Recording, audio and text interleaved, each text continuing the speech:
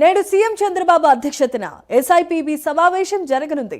రాష్ట్రానికి కొత్త పెట్టుబడుల ఆకర్షణపై కీలకమైన నిర్ణయాలు తీసుకోబోతున్నారు. వివిధ రంగాల్లో పెట్టుబడుల ప్రతిపాదనలపై చర్చించనున్నారు. పరిశ్రమల స్థాపనకు అనుమతులపై సమీక్ష జరపనున్నారు. పెద్ద ఎత్తున ఉద్యోగాల కల్పనే లక్ష్యంగా నిర్ణయాలను ఎస్ఐపిబి సమావేశంలో నిర్ణయాలు తీసుకోనున్నారు. ఐటీ, ఎలక్ట్రానిక్స్, గ్రీన్ ఎనర్జీపై ప్రత్యేకమైన దృష్టిని కేంద్రీకరించనున్నారు. మెగా ప్రాజెక్టులకు గ్రీన్ సిగ్నల్ ఇచ్చే అవకాశం కనిపిస్తోంది.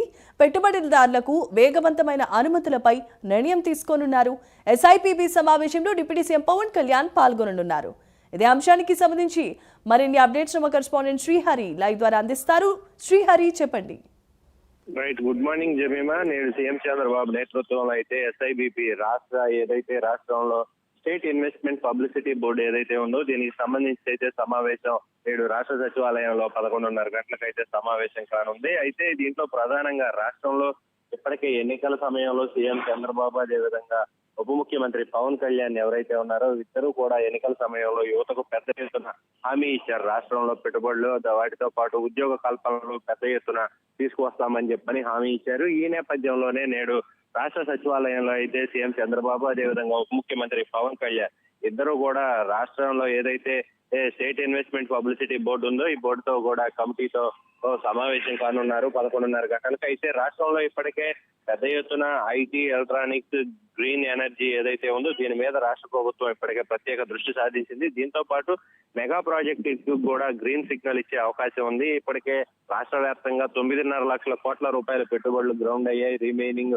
మొన్న విశాఖ వేదికగా జరిగిన ఏవైతే ఎంఓయూలు ఉన్నాయో వీటన్నిటిని ఫాలో అప్ చేస్తుంది రాష్ట్ర ప్రభుత్వం ఎప్పటికప్పుడు.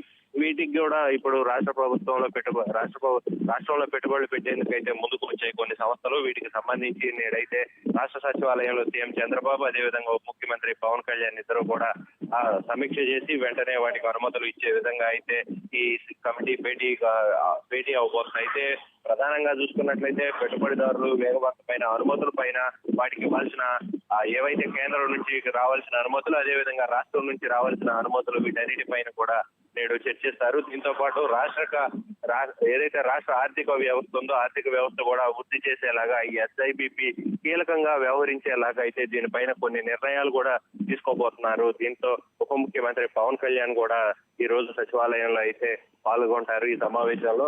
మరి కాసేపట్లో క్యాంపు కార్యాలయం నుంచి కూడా సీఎం చంద్రబాబు అదేవిధంగా ఉప ముఖ్యమంత్రి పవన్ కళ్యాణ్ ఇద్దరు కూడా బయలుదేరి ఈ సచివాలయంలో అయితే ఈ సమీక్ష సమావేశంలో పాల్గొంటారు. విద్యుత్, టారిఫ్, టూరిజం, డిఫెన్స్ లాంటి రంగాల్లో ఏవైతే ఉన్నాయో ఇవి కూడా పెట్టుబడులు పెట్టేందుకైతే పెద్ద ఎత్తున ఆసక్తి చూపిస్తున్నారు రాష్ట్ర వ్యాప్తంగా.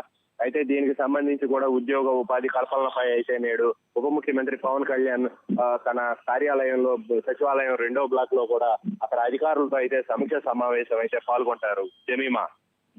Thanks for the update Srihari.